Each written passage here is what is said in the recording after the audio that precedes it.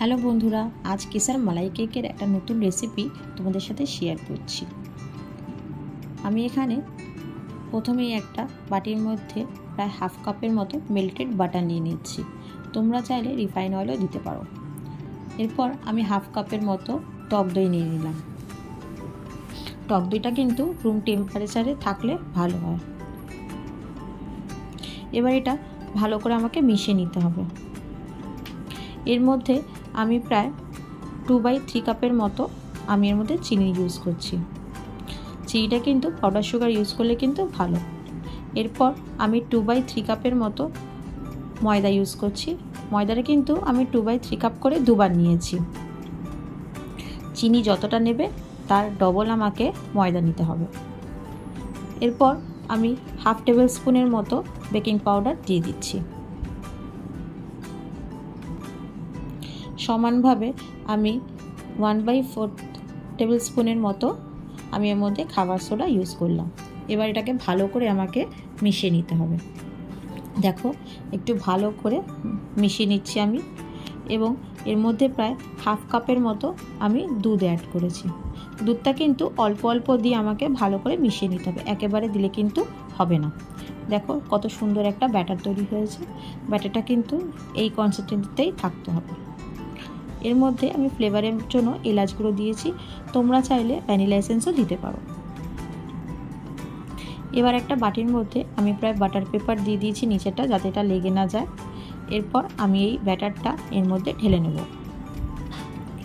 এটাকে আমি প্রায় 20 থেকে 25 মিনিটের মতো বেক করব। তোমরা মাইক্রোওয়েভেও করতে পারো, আমি এটা নর্মাল চাটুর উপরে করেছি। দেখো চাটুটা আমি গরম হতে বসিয়ে দিয়েছিলাম। এরপর আমি এর মধ্যে দিয়ে গ্যাসের ফ্লেমটা কিন্তু আমি স্লো করে দিয়েছি। প্রায় 20 থেকে 25 মিনিট আমি এটাকে বেক করব। চলো ততক্ষণে আমি দেখে নিই আমার মালাইটার জন্য, কেসার মালাইটার জন্য কী কী লাগছে। এখানে আমি একটা আমুল গোল্ড দুধের প্যাকেট নিয়ে নিলাম।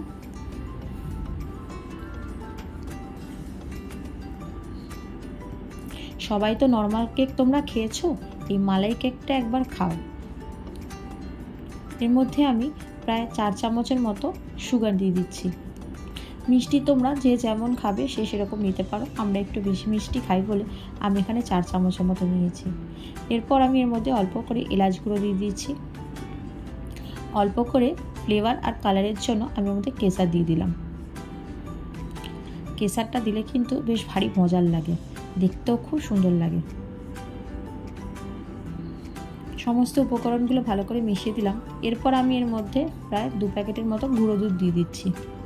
তোমরা চাইলে এর মধ্যে কনডেন্স মিল্কও দিতে পারো। এবার এই সবকটি উপকরণকে আমাকে ভালো করে মিশিয়ে নিতে হবে, যাতে এর মধ্যে কোনো লাম্পস বা ঢালা ঢালা না থাকে।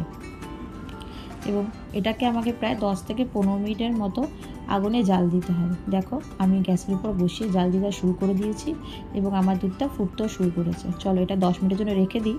ততক্ষণে দেখে নিই আমার কেকটা কতটা হয়েছে।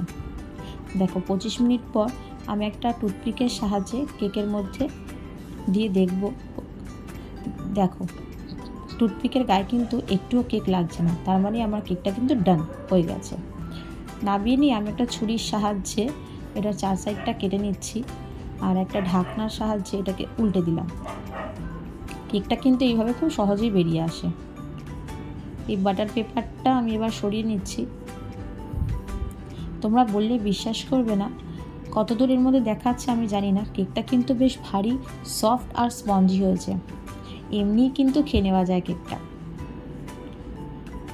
আমি এবার এটাকে একটা প্লেটের মধ্যে রেখে ছুরির সাহায্যে এর মধ্যে কয়েকটা ছিদ্র ছিদ্র করে দিচ্ছি, যাতে আমার ওই কেসার মালাইটা যেন এর ভিতর অবধি যায়। দেখো কত সুন্দর রাবড়ির মতো তৈরি হয়ে গেছে আমারটা। প্রায় 10 থেকে 15 মিনিট আমি এটাকে জাল দিয়েছিলাম। এবার এর মধ্যে আমি প্রায় এটা মোটামুটি প্রায় সব ঢেলে দেবো। আর যে ফুটো ফুটোগুলো করেছি ওটার ভিতর থেকে যখন এই রসটা যখন ভেতরে যাবে, কেকটা কিন্তু একটা আলাদাই একটা টেস্ট কিন্তু মুখে আসবে কেকের। এর মধ্যে আমি কিছুটা কুচনো পিস্তা, অ্যালমন্ডস, কাজু বাদাম দিয়ে দিচ্ছি, যাতে এই ড্রাই ফ্রুটসগুলো দিলে কেকটার স্বাদটা যেন আরও বেড়ে যায়। অল্প করে আমি এর মধ্যে কেশর দিয়ে দেবো, আর অল্প করে আমি এর মধ্যে ড্রাই রোজ দিয়ে দিয়েছি। এটা তোমরা ডেকোরেশনের জন্য দিতে পারো, আমি এখানে দিয়েছি যাতে সবার ভালো লাগে। চলো কেকটা এবার তোমাদেরকে কেটে দেখাই কতটা সুন্দর হয়েছে কেকটা। এটা কিন্তু তোমরা আধ ঘন্টার জন্য ফ্রিজে রেখেও খেতে পারো। ফ্রিজে রাখলে কিন্তু কেকটা ঠান্ডা ঠান্ডা হয়ে যায়, আরও সুন্দর লাগে খেতে। দেখো আমি এবার এটাকে কাট করছি, কতটা সফট হয়েছে। তোমরা কিন্তু ভিডিওতে কতটা বুঝতে পারছো আমি জানি না, কিন্তু কেকটা কিন্তু ভারী মজার হয়েছিল। এই দেখো কেকটা আমি কাটছি, জাস্ট ওয়াও। আমার এই রেসিপিটা যদি তোমাদের ভালো লেগে থাকে প্লিজ লাইক, শেয়ার আর সাবস্ক্রাইব করতে ভুলো না।